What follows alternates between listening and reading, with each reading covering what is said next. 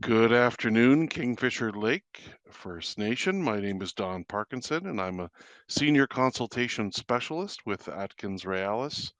Today, we are continuing our series of Webequie Supply Road virtual community meetings with specific communities as our project moves through consultation round 3 of the environmental assessment phase.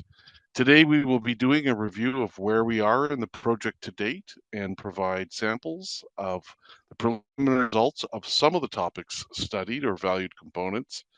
This is the second of two parts of this presentation that we will be presenting to communities, with part two covering additional valued components. The purpose of these virtual community meetings is to provide your community and its members with an update on our project and receive input on the project as we walk through the environmental assessment process. While this meeting is virtual, our team is available anytime to meet with your community, either in person or in whatever format best suits your community. At the same time, we will respect your community consultation protocols. I want to note that we have shortened the presentation to cover a couple of valued components due to time limits, but the full presentation will be available on our project website, supplyroad.ca. We will be taking your questions and comments once the presentation is over. Let's get started with a few words from Chief Wabas of Webequie First Nation, talking about the importance of the project to his community.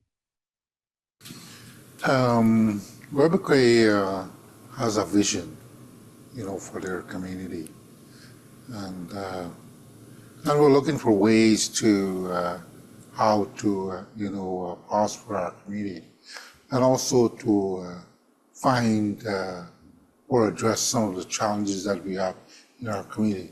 So we look into economic development, and we look into what's out there that can help us, become a community a vibrant community that is prospering from using the lands and resources. And one of the things that we're doing is that we're looking at some potential economic development opportunities, including, developing a road to potential sites in mineral development. So we are, exploring opportunities for our community, and also looking at our future generation as well too. We like to see be able to have opportunities for our future generation, so they can live a good life and a healthy life, and hopefully with the opportunities that we're looking at, it will generate job opportunities and also bring in a good infrastructure for our community. Our thanks to Chief Wabas for his thoughtful comments on the importance of the Webequie Supply Road project to his First Nation. Let's move now to the presentation, part two of the preliminary results of the valued components, or VCs. Then we will come back and take any questions or comments community members may have. So let's play now the consultation round 3, part 2 video.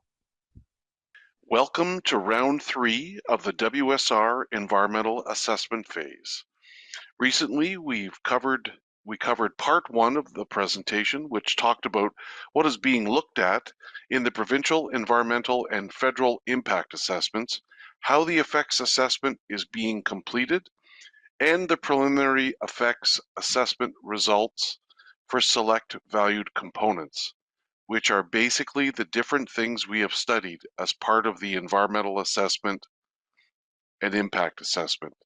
Today, we will be covering part 2, in which we continue to go over the preliminary results of effects assessment for select valued components, and we'll also cover cumulative effects, which are the leftover effects of this project combined with others from the past, present, and future.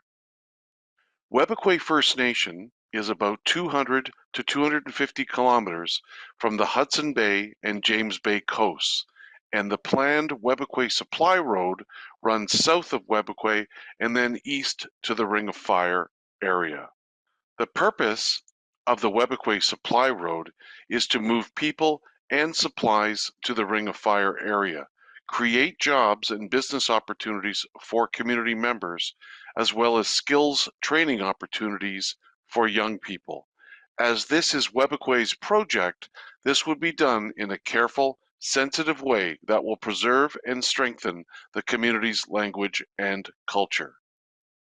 The planned road will be 107 kilometers long, with 17 kilometers on the Webequie First Nation reserve lands. The corridor planning area is 2 kilometers wide, but the actual cleared area will be 35 meters wide.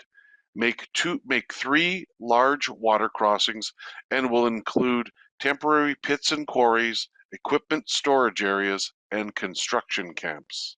The road will make 6 major water crossings and will include temporary pits and quarries, equipment storage areas, and 4 construction camps. Now let's talk about the communication we have had with Indigenous communities. In our consultation rounds 1 and 2, and part 1 of round 3 of consultation with communities, the project website was updated with new information. Notices were sent to all 22 communities, offering a variety of engagement options, and in-person and virtual community sessions were conducted, as well as streaming sessions to help community members better understand the process and the project overall. As mentioned, the WSR consultation team offered opportunities for all 22 Indigenous communities to provide input on the project during round 3, part 1, as we previously did during round 1 and round 2. The virtual community sessions with each of the 22 communities are heavily promoted through social media and email. A variety of input was received on the project during round 2, ranging from ownership and responsibility for the completed road, impacts of climate change, employment and training opportunities, business opportunities, and impacts on treaty rights to potential downstream impacts to coastal communities. Much of the feedback related to topics that will be addressed as the project moves closer to construction, or those that are of a more regional nature and have their own process, such as federal regional assessment.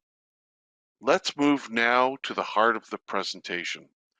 In part 1 of round 3, we described what is an EA or IA and what is being assessed in the EA or IA.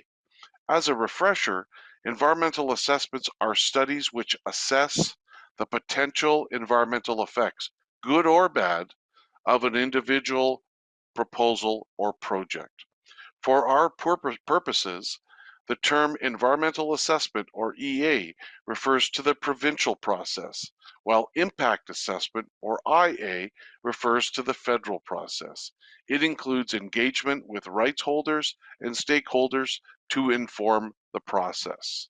As we have mentioned before, valued components, or VCs, are what has been identified by community members, the general public, and technical experts as required for study in the environmental assessment or impact assessment.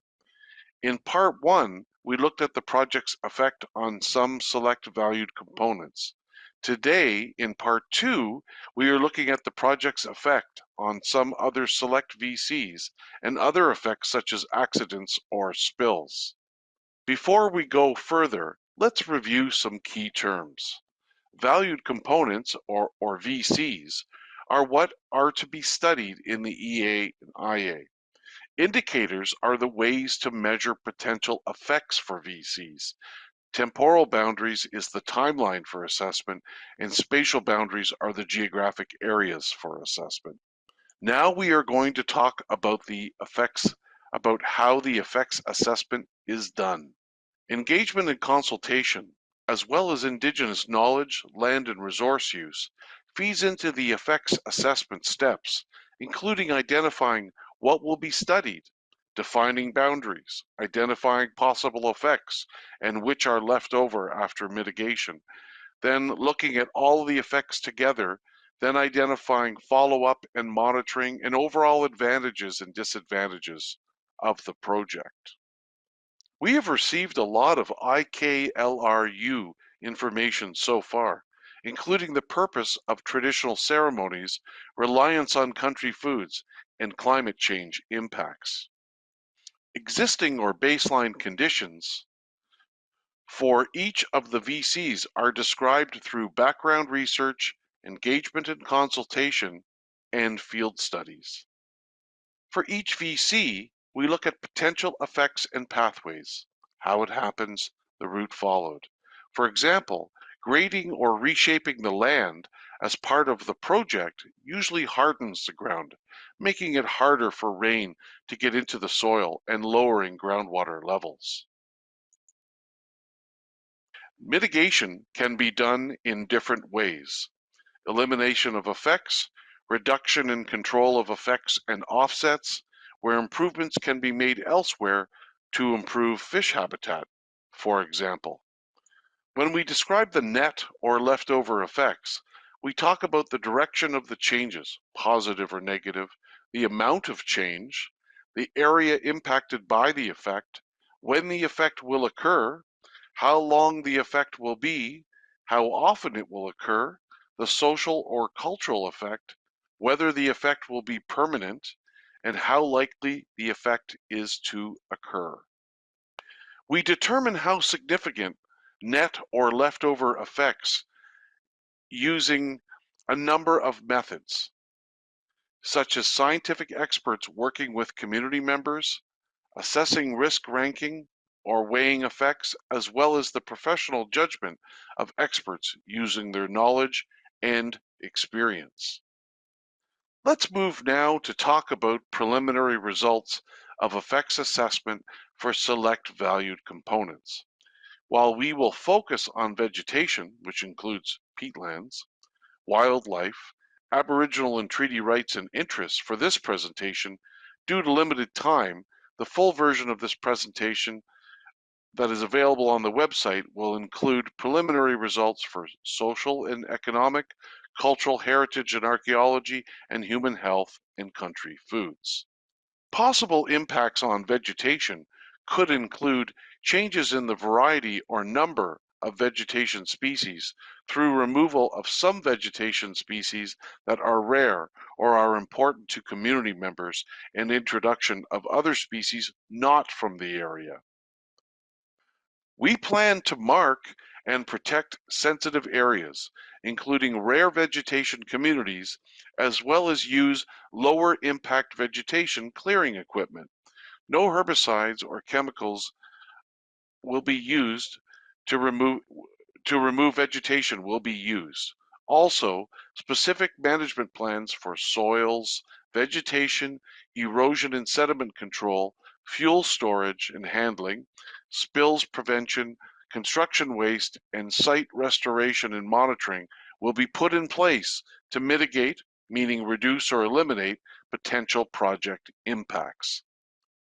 As for wildlife, the project could possibly result in wildlife loss due to project activities such as vegetation clearing and culvert installation. Changes in the movement of wildlife could also occur due to vegetation clearing, temporary use of fencing, and disturbances from blasting, clearing, hauling, and grading during construction and use of the road during its operation, as well as possible impacts from vehicle collisions.